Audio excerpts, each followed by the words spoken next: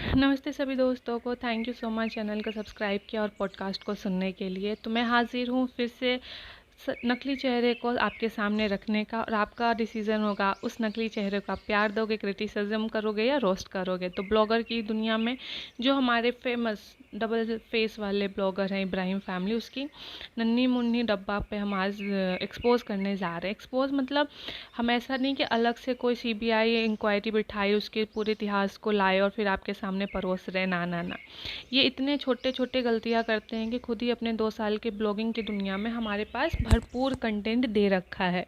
तो इसलिए आप बिल्कुल ही परेशान मत होइए, कोई भी हमें रिसर्च करने की कोई ज़रूरत नहीं है। सिर्फ इनके वीडियोस के पुराने ब्लॉग्स को देखिए और अब के ब्लॉग्स को देखिए, इनके शब्दों को पकड़िए और समझ जाइए कि ये लोगों को कैसे मूर्ख बनाते हैं। खैर, अब तो दुनिया उनको मूर्ख समझने ही लगी है, which is very good. But thank you so much, आप लोगों ने भी इस चीज़, जितने भी पॉडकास्ट अभी बन रहे हैं ब्लॉगर्स को एक्सपोज करने के लिए, आप लोग उसको तहे दिल से पसंद कर रहे हैं और समझने की कोशिश कर रहे हैं कि इसमें फ़ायदा या नुकसान नहीं है। इसमें एक नज़रिया है, जो नज़रिया समाज की दुनिया को बदल रहा है। जैसे कि अभी चालू आप ये दिन भर शॉपिंग करती है, कपड़ा शरीर पे एक भी ढंग का नहीं रहता, उसके कपड़े देखोगे तो काम वाली से भी ज़्यादा घटिया रहते हैं। लेकिन जितनी वो शॉपिंग करती है ब्रांडेड, तो समझ में नहीं आता ब्रांडेड शॉपिंग करके हमें ब्लॉगिंग में दिखाती है और फिर वापस ऐसा तो नहीं रिटर्न कर देती है, क्योंकि देखो चिंदी चोर भी तो हैं, ये लोग कंजूस एक नंबर के हैं। तो पॉसिबिलिटी है कि ये लोग जाते हों, हमें ब्लॉगिंग की दुनिया में दिखाते हों कि आज हमने अरमानी से तो लुई से तो गुची से शॉपिंग किया।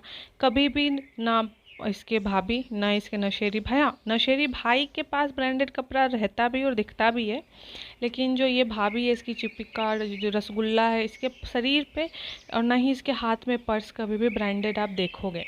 तो मुझे ऐसा लगता है ये लोग शॉपिंग करने के लिए जाते हैं, शूट करते, हमें दिखा देते कि भाई देखो हम तो पैसे वाले क्लासी लोग हैं, और फिर ये रिटर्न कर देते हो कहीं, क्योंकि घर में रहता कहाँ, घर में तो एक कबाड़ पड़ा रहता है। खैर, अब हम बात करते हैं कि एक्सपोज क्या किया कैसे करना है। अगर आप देखोगे पुराने वीडियोस में, जहाँ जो ये रसगुल्ला है खाना बनाया करती थी, लोगों को इंटरेस्ट इसी से जगा, क्योंकि इसने फिर अपने चिपिका को अपने ब्लॉगिंग में लाया, जहाँ पे वो दिखाती थी कि इसकी चिपिका भाभी कैसे केक बनाती। शुरुआत तो वहीं से हुआ, इन शॉर्ट अगर कहा जाए प्रैंक और कोई नई नई डिश बनाने से। एक्सपोज हुई अपनी शादी के बाद, जब ये ससुराल जाती हैं तो वहाँ पे इसको एक प्याज काटने का भी टैलेंट ना हो, ये दिखाती है। तो यानी कि बहन तुम तो सबसे बड़ी झूठी हो। दूसरा ये कहती है प्यार बांटो सबको, माँ बाप को देखो, और इसने अपने सास ससुर के साथ, खुद सास ससुर तो बहुत दूर की बात है, मैं कहती हूँ इसने अपने खालाओं के साथ जिस तरह से बिहेव किया, नौकरानी की तरह ट्रीट करते हैं। वो 24 घंटे दो परिवार, यानी कि रसगुल्ला के घर का खाना बनाती है, रसगुल्ला की अम्मी के तरह का नौकरानी से बढ़ के काम करती है, तब जाके उनको छोटा मोटा वही जो भेजे रहते हैं ना स्पॉन्सरशिप में कपड़े, वो इसको दे देती है अपनी खालाओं को। नौकरानियों को तो एटलीस्ट फिक्स्ड मंथली सैलरी मिलता है, मुंबई जैसे शहर में तो 20,000 कमा ले उसकी खाला, अगर इतना काम वो मीरा रोड के उसी बिल्डिंग में दूसरों के घर कर ले, इज्जत की इज्जत मिले। और हाँ, इतना मेहनत और मतलब सॉफ्ट और स्वीट नेचर वाले लोगों को तो आरती उतारी जाती है अगर ऐसे काम वाले लोग मिल जाए। तो रसगुल्ला अपनी खालाओं को, अपनी मासियों को कभी बिना काम के भी बुलाया करो यार। जैसे रिश्तेदार सिर्फ आए आपके यहाँ, तो जैसे बाकियों के घर रिश्तेदार आते काम करने नहीं, उल्टा वो काम लेते हैं। तो कभी कभी जो रिश्तों का ज्ञान आप लोग बांटती हैं पूरी दुनिया में, उसका पहले मतलब खुद ही समझ लीजिए। जानती हूँ आपकी सितारा माँ आपको ये ज्ञान नहीं दे पाई, और आपके पिताजी जो बिल्कुल ही पिताजी सिर्फ नाम के हैं, उन दोनों के पास ज्ञान की कमी ही नहीं, ज्ञान है ही नहीं। लेकिन यूट्यूब की दुनिया है, जैसे हम आप जैसे ब्लॉगर्स को देखते हैं, जानते हैं कि कैसे लोगों को उल्लू बना के लोग जिंदा है शॉपिंग कर रहे हैं, स्टारबक्स की कॉफ़ी पी रहे हैं। तो उसी तरह आप भी ब्लॉगिंग की दुनिया से सीखिए कि बाकी ब्लॉगर्स के घर में रिश्ते कैसे जिए जा रहे हैं। अब आप ऑब्वियसली अपने मीरा रोड में भी कोई ऐसी दोस्त तो बना ही नहीं है कि अपने दोस्त कहीं घर गए कि यार दोस्त तुम्हारे घर में आज मैंने देखा तुम्हारी माँ ऐसे ट्रीट कर रही थी, मासी ऐसे ऐसे भी होता है क्या हम बिना किसी मतलब के भी रिश्ते रख सकते हैं? लोग हमें एडवाइस करें, उसको हम एडवाइस की तरह लें, क्रिटिसिज्म की तरह ना लें। कभी कभी लोग बुरा बोलते हैं, इसका मतलब उसमें हमारी भलाई छुपी हो। ये सारी चीज़ें आप कब सीखोगे? जब आप अपने साथ ही संगी के साथ घूमोगे फिरोगे। मैं कहती हूँ मीरा रोड में पूरी दुनिया घूमने की ज़रूरत नहीं है, अपनी ही बिल्डिंग में अपने हम उम्र किसी लड़की के साथ दोस्ती कर लेते, लेकिन ऐसा भी आप नहीं कर सकते हो।